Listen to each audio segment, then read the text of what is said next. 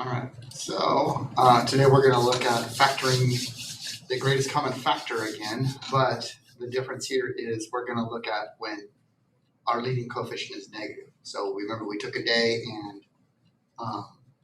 found the GCF when our leading coefficient is negative, so that's going to help us with what you're going to see today. So we're going to learn how to factor the GCF when the leading coefficient is negative.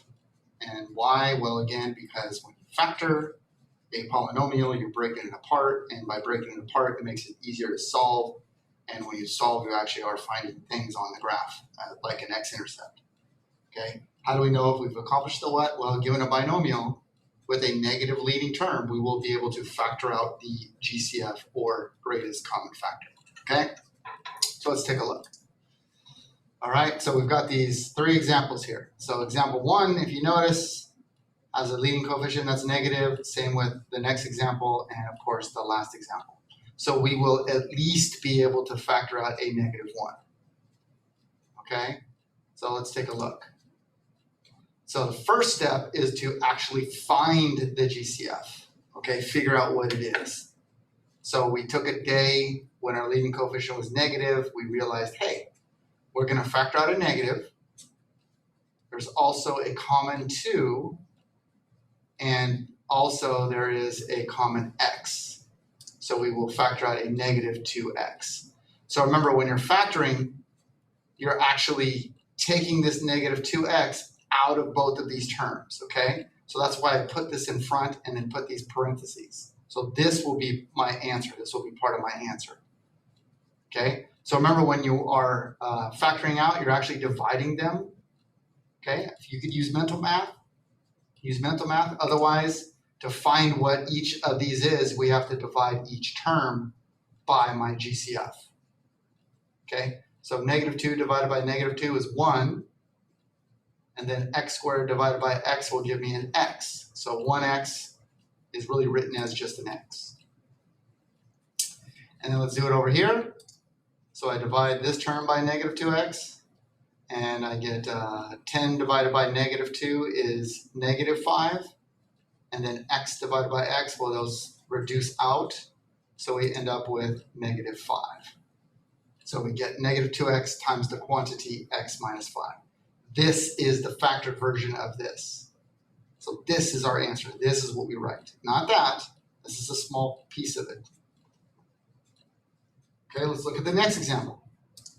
So again, step one is to find the GCF.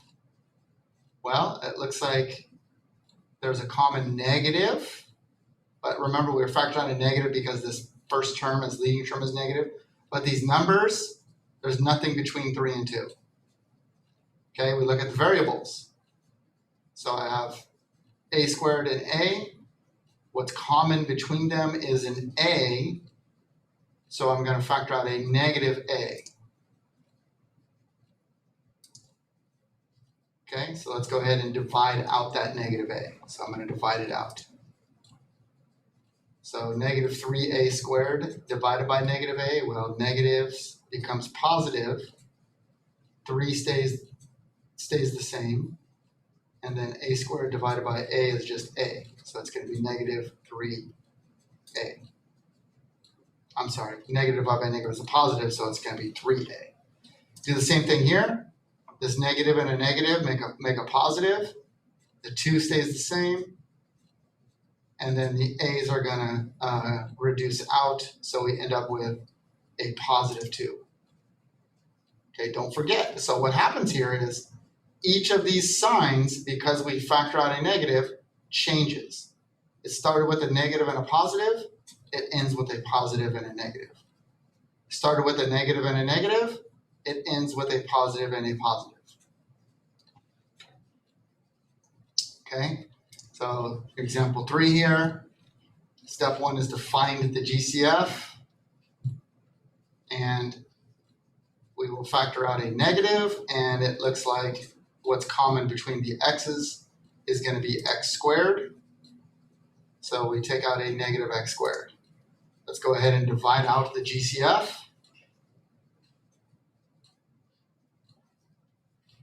So I'm going to divide each term by -x squared. So a negative divided by a negative is a positive. and I have 3 x's. I'm reducing out 2 of those x's, so I'm left with just an x. Okay, same thing here. A negative divided by a negative is a positive. And then x squared divided by x squared, they don't just cancel out to nothing. Remember, if you divide something by itself, it becomes a 1. So that's why it's going to be positive 1. Okay, so notice again, it started with a negative and ended with a positive and a positive. And remember, if you wanted to check yourself, you can actually distribute back in.